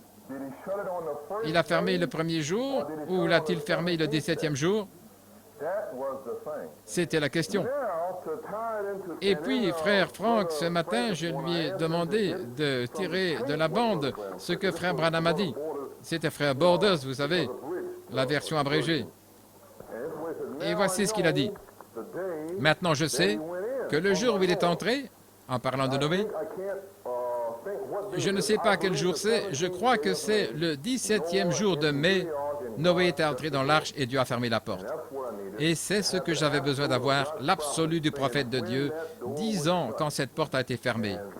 Et alors j'ai dit, loué soit Dieu. Est-ce que 1970 est la dernière année? Est-ce l'année où le dernier entrera dans l'arche? Maintenant, nous savons que le type parfait de l'arche, par le déluge, est de passer par une période de tribulation, 144 000 et les vierges folles et ainsi de suite. Mais c'est aussi un type d'être en Christ aussi, l'arche, quand le jugement frappe et ainsi de suite. Est-ce que vous me suivez? Est-ce que 1963, le jour où Dieu est descendu et a dit « Va et entre dans l'arche, toi et ta maison », dans le 7e sceau, Était-ce le même jour? Et ensuite, était-ce cette année subséquente jusqu'à cette année maintenant?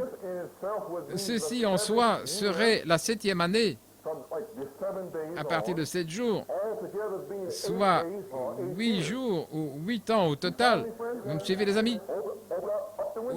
Ouvrez les volets maintenant. Vous voyez, le premier jour, je ne sais pas quel jour c'était dimanche ou autre, parce que j'imagine que c'était peut-être un dimanche. Donc il a dit 7 jours plus tard. Alors si c'était un dimanche, ce serait le 17. C'est bien ça? Loué soit le Seigneur. Très bien. Et puis aussi, ils cherchent l'arche cette année. C'est bien ça? Ils s'attendent à la trouver. Et quand ils trouveront l'arche, alors la découverte de l'arche sera une confirmation de la parole. La parole a dit, il y a une arche là. Et s'il la trouve là-bas, ce signe confirmera la parole cette année. Alors, notre message de l'arche sera-t-il confirmé cette année à l'épouse? J'espère que vous le voyez. À la fois la 8e année, 8e jour, 8e jour, 8e année. Vous voyez? Vous êtes toujours avec moi? Louez le Seigneur. L'arche, le Christ, va-t-elle confirmer le message? D'accord. Et confirmera-t-il sa parole pour nous en la rendant si réelle? Le consolateur dont je parle, Michael, descendant. Et nous disons, nous sommes dans l'arche, nous y croyons. Mais il viendra et le rendra si réel. Sans l'ombre d'un doute, le consolateur viendra avec un vent puissant et impétueux et entrera, et vous saurez juste que c'est fini. C'est tout. Vous donnant une foi si parfaite, une grâce si puissante pour l'enlèvement, que vous savez que vous êtes en deuil depuis 7 ans maintenant, et qu'il est descendu pour vous consoler dans cette 8e année ou cette 7e année. Me suivez-vous, les amis? Mettez votre casquette spirituelle maintenant. Je peux voir les esprits qui courent ici, oui, mais je vais vous les faire comprendre. Mais je dois d'abord le dire à haute voix, puis revenir enfoncer le clou. Maintenant, quand il se rend si réel par son esprit, voyez, alors que les eaux du jugement soulèvent la parole, en haut et toujours plus haut et parti. Et ceux qui étaient dehors se mirent à frapper l'arche. Ceux qui se moquaient de ces 7 jours de prédication. Oh, tu n'as pas besoin de faire ça, mon frère, tout va bien. Quand Dieu apporte une conviction sur une personne, quelqu'un dit, c'est tout, n'est pas à faire ça ici. Voyez? 7 années de miséricorde. Maintenant, regardez. Ceci est mon propre petit témoignage. C'est seulement pour ici, voyez. Maintenant, s'il vous plaît, je vais dire cela en toute humilité. Je ne parle pas de moi, je parle de Jésus-Christ. Le 7 mai, il y a 2 semaines, jeudi, je priais dans mon camion de la poste, priant pour ma fille, assise juste là. Joanne, je sais qu'elle avait 12 ans. Le 27 avril, j'ai dit, Seigneur, je crois que c'est l'heure, l'année où elle est responsable, et ainsi de suite. Et j'y ai pensé. Et le Saint-Esprit a dit, je te donne ta fille. Fais un appel à l'autel dimanche. Savez-vous quel jour c'était? Le 10 mai. 7 jours plus tard, c'était le 17, dimanche passé. Ce jour-là, le Saint-Esprit m'a fait prêcher la fin de toutes choses. Le 17e jour. Toutes les choses viennent à ceux qui sont à l'intérieur. Aimons-nous les uns les autres. À ceux qui sont à l'extérieur, soyons sobres et veillons en priant, sans savoir ce que je disais. Mais dimanche dernier, j'étais tellement accablé, le fardeau était lourd, d'essayer de dire aux gens de s'aimer les uns les autres, alors que leur esprit marche à contresens. Et c'est un lourd fardeau de prêcher ça. Les esprits ne veulent pas que je le dise, voyez-vous. Alors je suis rentré à la maison et j'ai dit à ma femme, j'ai dit, Hélène, je ne peux pas. J'étais dans le fauteuil et j'ai dit, je ne me sens pas bien. J'ai l'impression que je n'ai pas reçu l'approbation du message ce matin. Il y a quelque chose qui ne va pas. Samedi après-midi, un frère m'a téléphoné. Il était excité. Il a dit, je dois vous raconter ce rêve. J'ai vu des gens comme s'ils avaient été à l'arrière toute la nuit, essayant d'aller dans la pièce pour se repentir. Voyez, c'était un samedi. Et là, le Seigneur m'a donné un message. La fin de toute chose est proche. J'ai dit, eh bien, je ne sais pas ce que ça signifie parce que Dieu doit révéler ces choses. Mais parfois, elles sont claires et il le fait dans la parole. Alors, lundi matin, le Saint-Esprit m'a ramené à la Genèse après le lendemain matin, lundi passé, et a commencé à me montrer le 10 mai et le 17 mai, et ainsi de suite. Et puis ce soir-là, un frère m'a appelé et m'a dit qu'il voulait se repentir et toutes ces choses. Et il m'a dit que dimanche dernier, pour la première fois, ces choses se sont ouvertes à lui. J'ai dit, Dieu soit loué. Un seul.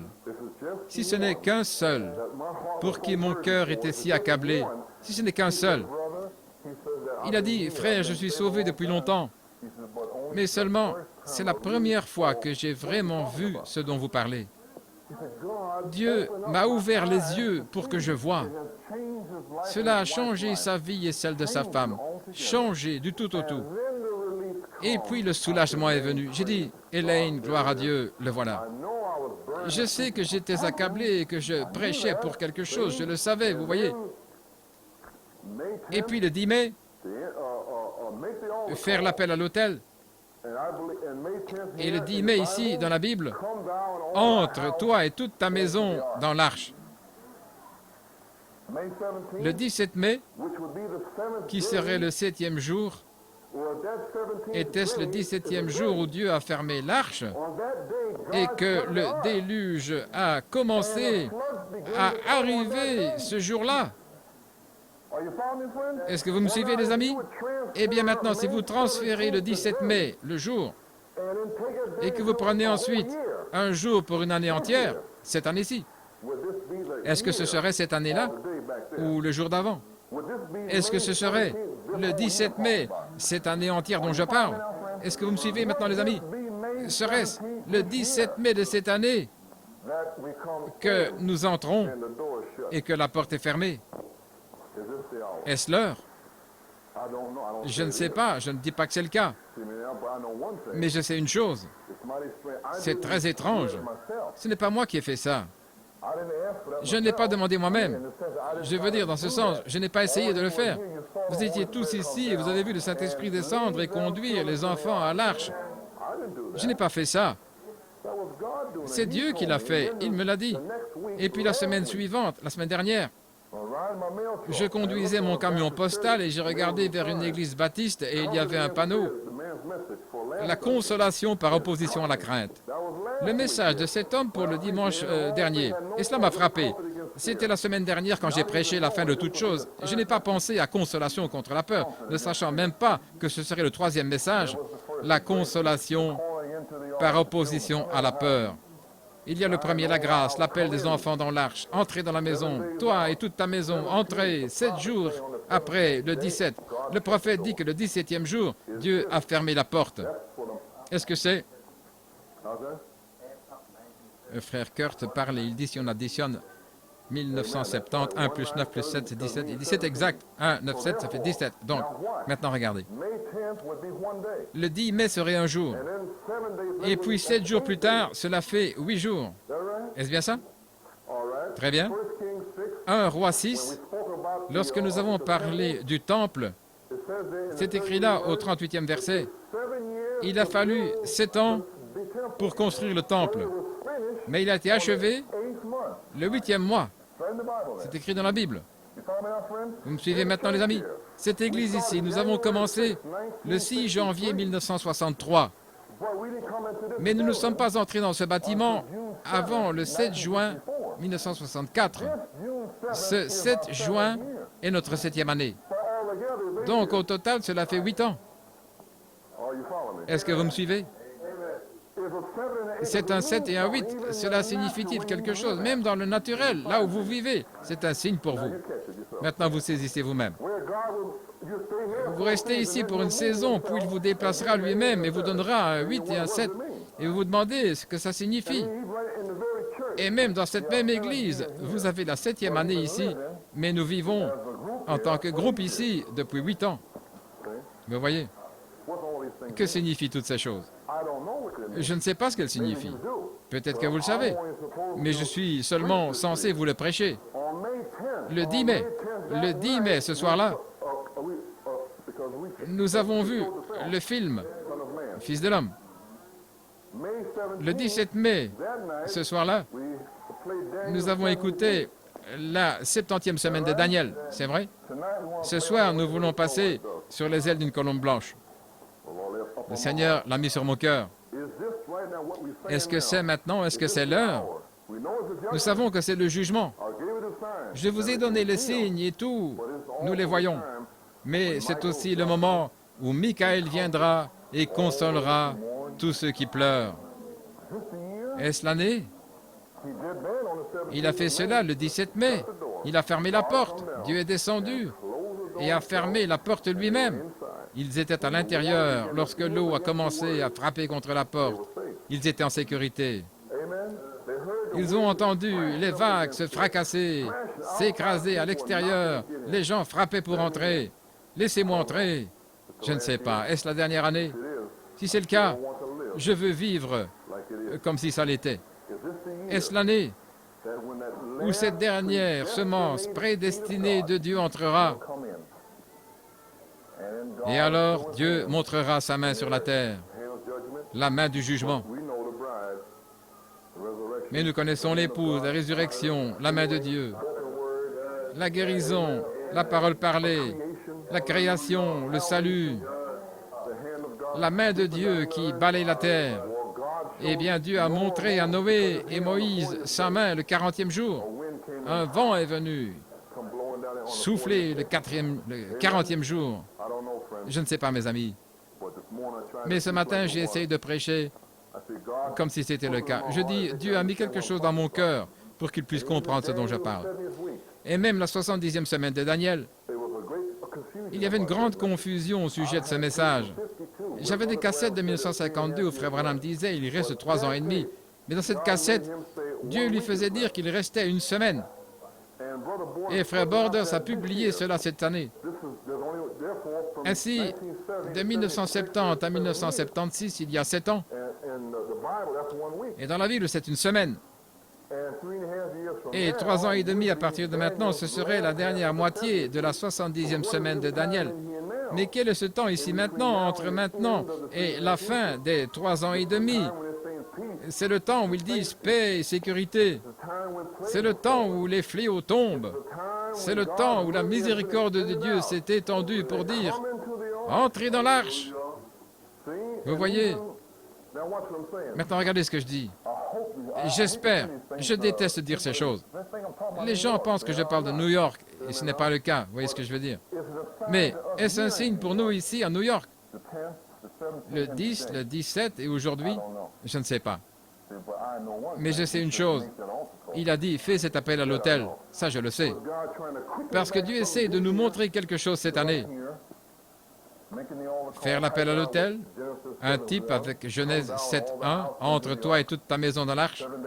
7 jours plus tard, il y avait l'arche qui disait, la fin de toute chose est ici. Et il y avait le message, la fin de toute chose. Et juste après, qu'est-ce qui viendra ensuite? La consolation par opposition à la peur. Le jugement est là, mais le réconfort aussi. Le consolateur, Michael, loué soit notre Dieu. Jésus-Christ lui-même va descendre, mes amis. Je ne sais pas. Est-ce que vous le voyez? J'espère que vous comprenez, parce que c'est exactement l'ordre de la Bible. Et puis lui-même, le Fils de l'homme, le film cette année, et eux qui espèrent trouver l'arche. Pourquoi l'arche cette année? La Bible dit, comme au jour de Noé, comme au jour de Lot,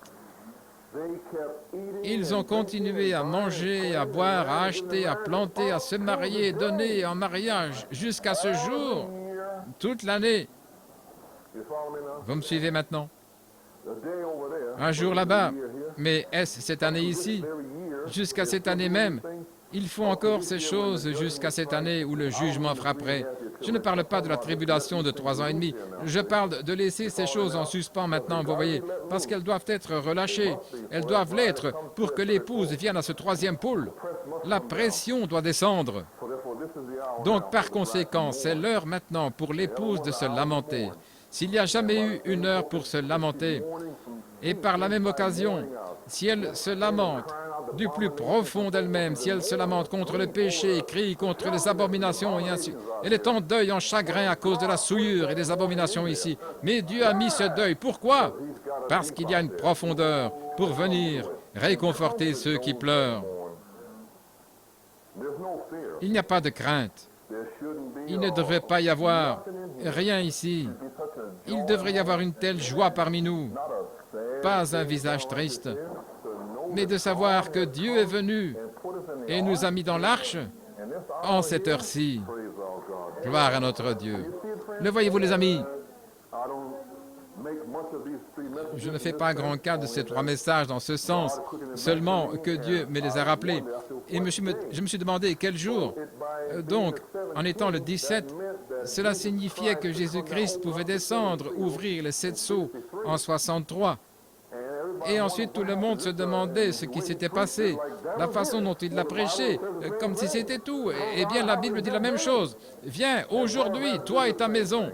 Et Frère Branham a fait la même chose. Il a dit, « Oh, vous feriez mieux d'entrer dans le 6e sceau. Je ne sais pas à quelle heure l'agneau va sortir. » Les gens avaient peur. Ils nous ont même appelés à descendre au tabernacle ici. C'est vrai. Et c'est écrit ici dans le premier verset. « Entre avec toute ta maison dans l'arche, aujourd'hui, ici même. » Mais pourtant, il y a 7 jours de plus. Et pourtant, il y a eu 7 années de plus. Pourquoi? Pour rattraper cette semence élue ici, à travers le monde. S'il avait fermé cette porte en mars 63, vous ne seriez même pas ici, parce qu'il n'est pas venu lui-même avant novembre pour chercher les brebis. Amen. Il a dit, j'ai la parole et je viens chercher les brebis. Pourquoi? Il y a encore 7 jours, la porte de la miséricorde est ouverte. Entrez. Le Fils de l'homme est apparu dans la miséricorde. Il s'est révélé dans la miséricorde. La douleur, le réconfort et la délivrance. Le Fils de l'homme. Mais maintenant, il est prêt à se révéler par le feu. Oh, entrons dans l'arche maintenant, ici, maintenant. L'aimez-vous, les amis? Est-ce l'année où la porte est fermée? Je ne sais pas. Mais je sais une chose. Il vous donne des signes de la parole. C'est quelque chose qui se trouve dans la Bible, comme la Bible dont je parle. Des signes paroles, pas juste une invention dans votre esprit ou une sorte de révélation. Non, c'est dans la parole. Vous voyez, il nous ramène à la parole. Donc, la grâce et la miséricorde, c'est la fin. Et ensuite, il continue avec les 7 années de construction du temple. Et ils ont même terminé au 8e mois. Mais si vous lisez le chapitre 2 de Chroniques, vous découvrez qu'au 7e mois, la gloire de la Shekinah est descendue. Et en lisant ici, vous voyez qu'au 7e mois, l'arche s'est reposée au sommet du mont Ararat. Eh bien, l'épouse reposera-t-elle sur le mont Sion? Amen. Ce repos, c'est quelque chose qui est là, que vous savez sans l'ombre d'un doute que vous êtes sur le mont Sion. Et vous savez que vous êtes ici où l'huile, le blé et le vin déversent leur récolte. Et Dieu est en train de la déverser parce que vous êtes entrés dans l'arche et vous avez gardé chaque parole. Vous vous plaignez, gémissiez, pleuriez sur le péché et tout ce qui se passait ici, et Dieu a vu vos cœurs. Courage, mon frère, louons notre Dieu. Je crois que nous sommes juste à la porte. Je crois que quelque chose est sur le point d'arriver. Savez-vous aussi, pour terminer, que le même mot « deuil » dans le dictionnaire dit ici, en plus des autres choses que je viens de vous dire, il est dit que le deuil signifie faire le son grave et continu d'une colombe. Gloire à Dieu. C'est ce qui est dit dans le dictionnaire. Faire le son grave et continu d'une colombe. Qu'est-ce que c'est? C'est le deuil. Maintenant, je vais vous dire quelque chose. Gloire à Dieu. Frère Branham, dans les ailes d'une colombe. Il existe de nombreuses variétés de colombes. Habituellement, notre tourterelle est un oiseau d'aspect gris. Puis il y a aussi la colombe de deuil et la colombe du soir. Dieu soit loué. Quelle colombe était-ce lorsque Florence Nightingale, qui était si maigre, ne pouvait même pas mourir? Tout d'un coup, une petite colombe se tenait à la fenêtre. Une colombe en deuil. Et quand cette petite colombe était là, roucoulée, et alors Jésus-Christ a guéri la femme, elle fut guérie. Lorsque la mère de Frère Branham était en train de mourir, il y avait là une colombe qui roucoulait, une colombe en deuil, et Dieu est venu et l'a emmenée. Lorsque Frère Branham lui-même et sa mère ont fait un rêve, 6 colombes en forme de S, roucoulant, roucoulant, roucoulant, roucoulant, mais il savait que lorsqu'il verrait la 7e, tout serait terminé. Toutes ces lamentations seraient terminées. Il serait guéri. Amen. Comprenez-vous ce dont je parlais, mes amis? Et ensuite, quand il a fait ce grand appel à l'autel, vous l'avez compris, ce grand appel, Frère Hunt, Frère Coleman à Tucson, partout dans le pays, repentez-vous et laissez la colombe entrer. La colombe du deuil, ces dernières années, soupirer et gémir contre l'abomination qui est faite dans la ville, Jérusalem, dans l'Église. Laissez la colombe entrer et tout dissoudre. Gloire à notre Dieu. Chantons ce cantique, les ailes d'une colombe blanche comme la neige. Vous comprenez, mes amis? Merveilleux. Chantons vraiment et adorons avec nos cœurs. J'espère que vous comprenez ce dont je parle ce matin. J'espère que Dieu vous donne une révélation fraîche, mon frère, parce que je suis inspiré. Amen, Sœur Lawson. Je suis inspiré ce matin, gloire à Dieu. Je me sens merveilleusement bien.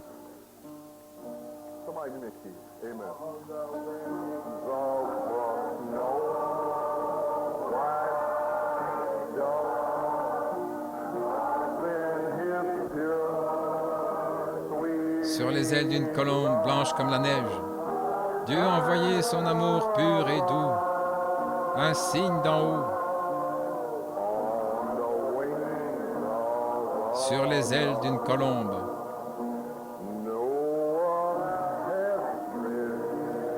Noé avait dérivé. Sur le déluge pendant de nombreux jours,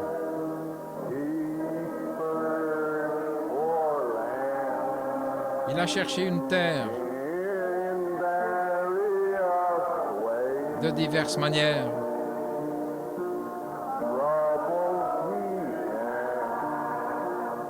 Des problèmes, il en a eu. Mais pas d'en haut.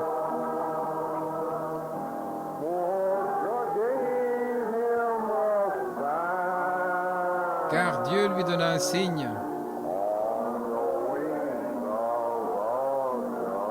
Sur les ailes d'une colombe.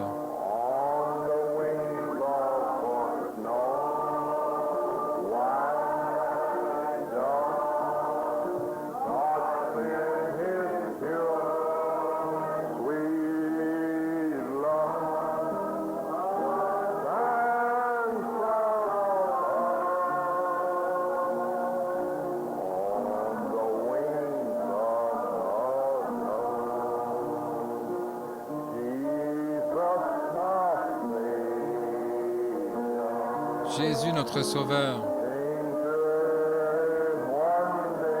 est venu sur terre un jour.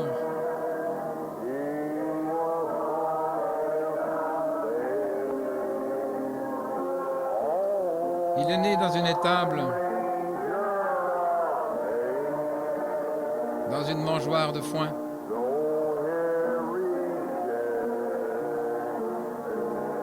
Bien qu'ici rejeté, mais pas d'en haut.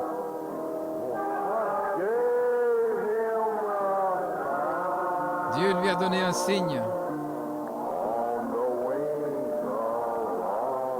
Sur les ailes d'une colombe.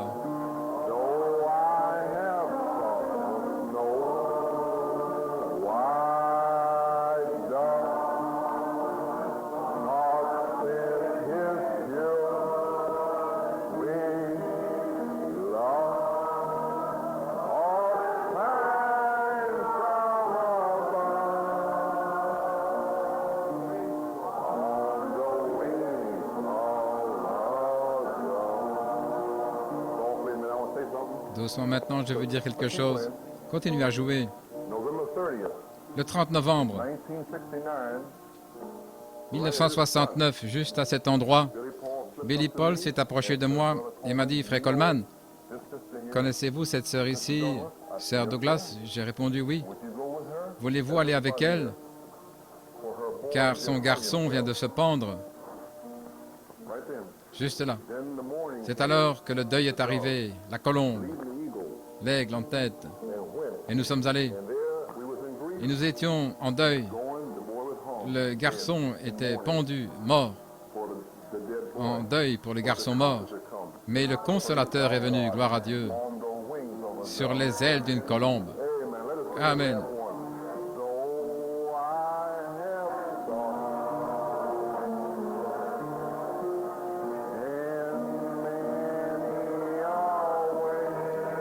Bien que j'ai souffert de bien des manières,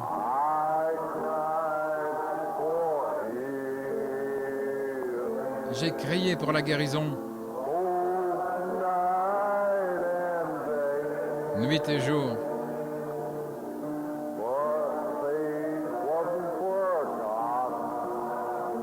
Mais la foi n'a pas été oubliée par le Père qui est là-haut.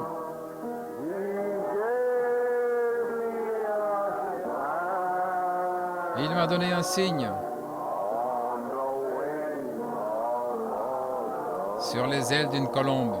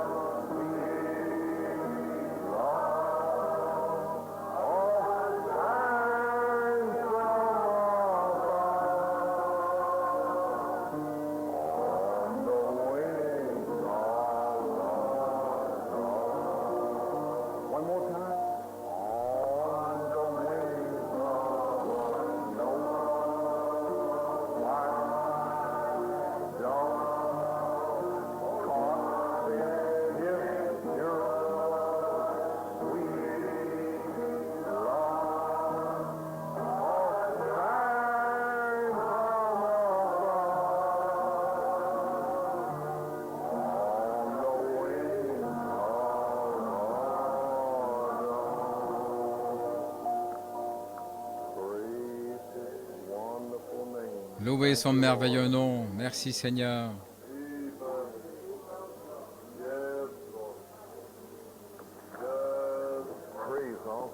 Gloire à Dieu. L'aimez-vous?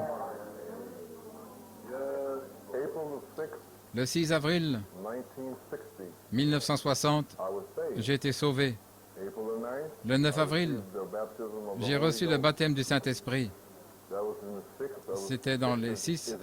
6, c'est incomplet. 7 est la finition.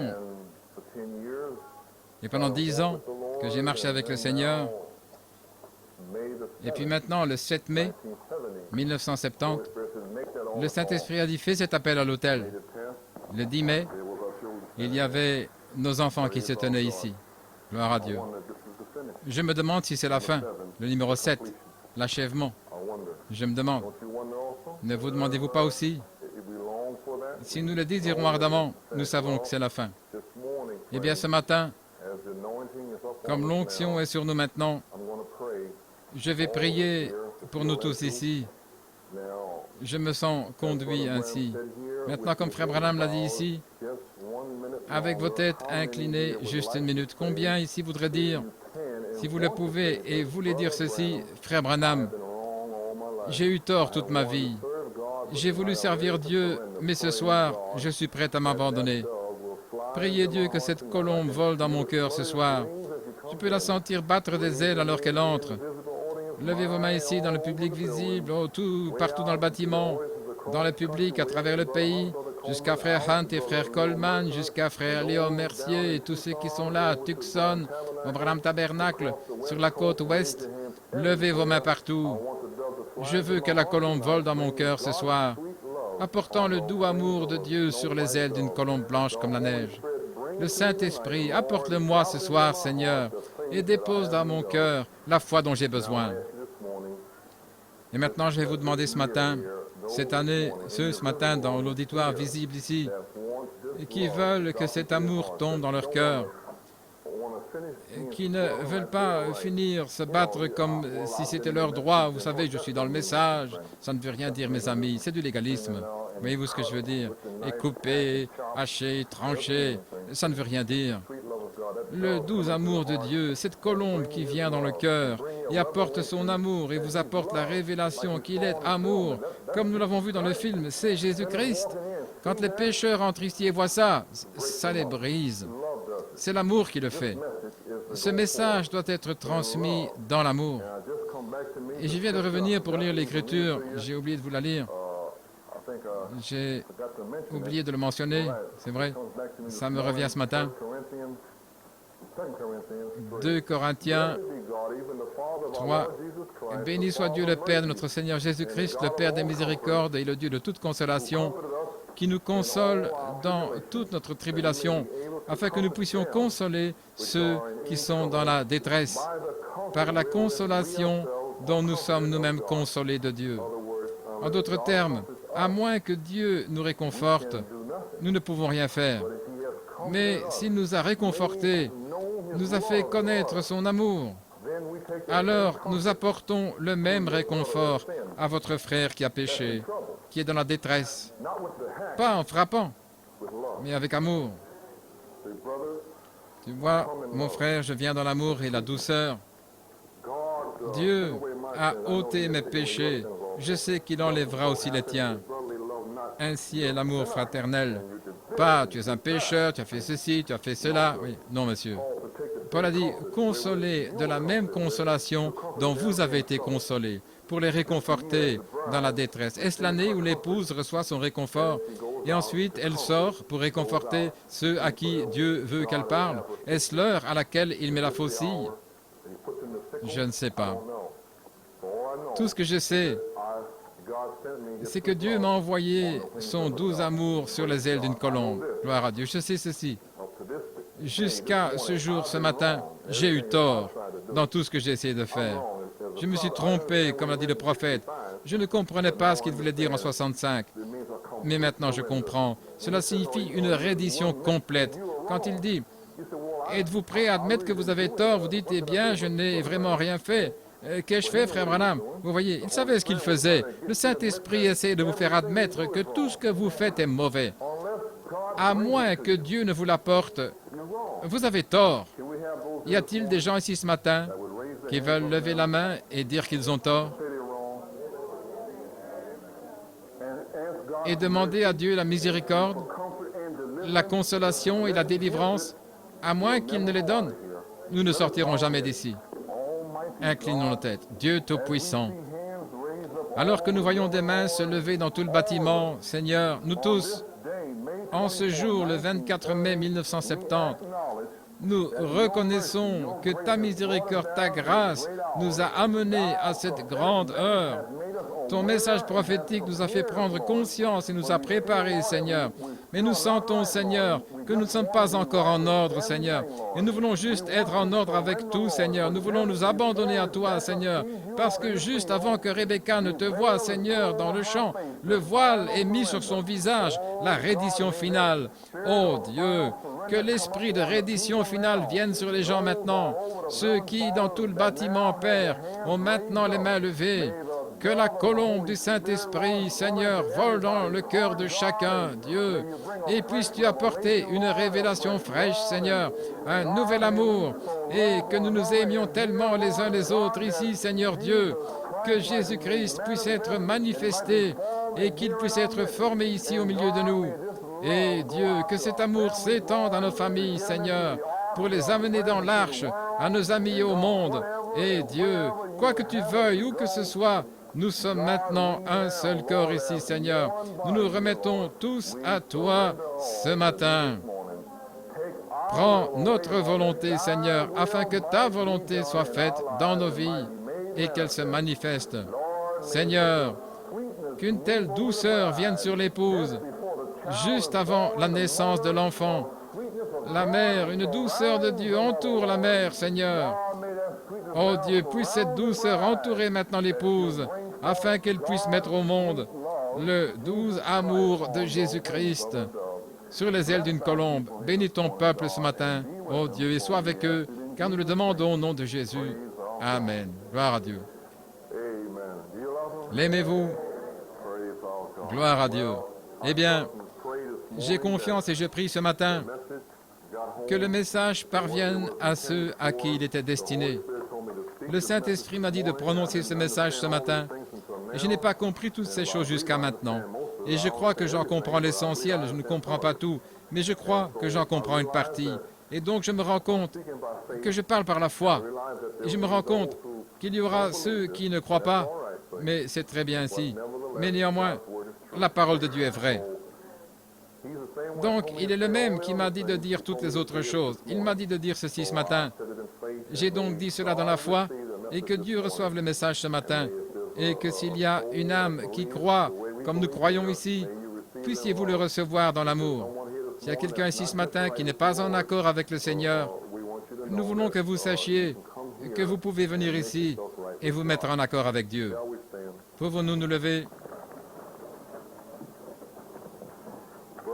Frère Kurt, voulez-vous demander la bénédiction de Dieu sur son peuple?